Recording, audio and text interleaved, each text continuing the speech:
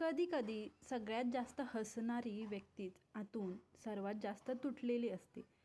ती रोज सगळ्यांसाठी जगत होती, पण तिच्या मनातलं दुःख कोणीच विचारत नाही.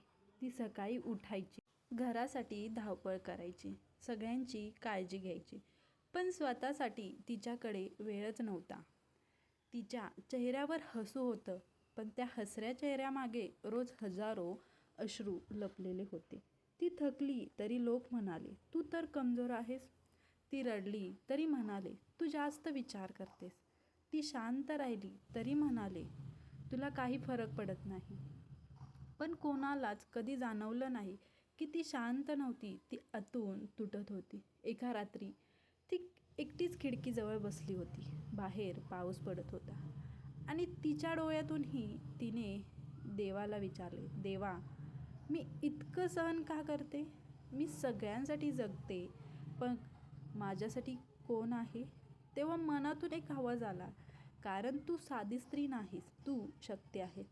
तुझ्या सहनशक्तीमुळे घर उभं राहतं, तुझ्या प्रेमामुळे नाती जिवंत राहतात. पण लक्षात ठेव, इतरांसाठी जगताना स्वतःला हरवू नकोस." त्या दिवसानंतर ती बदलली. लोकांसाठी जगणं थांबवलं नाही, पण स्वतःची किंमत ओळखायला शिकली. तिला समजलं, स्वतःवर प्रेम करणं स्वार्थ नसतं, कारण तुटलेली स्त्री जेव्हा पुन्हा उभी राहते, तेव्हा ती आधीपेक्षा जास्त मजबूत बनते. आज जर तुला कोणी समजून घेत नसेल, तर स्वतःला कधी कमी समजू नकोस, कारण हिरा पण अंधारातच तयार होतो.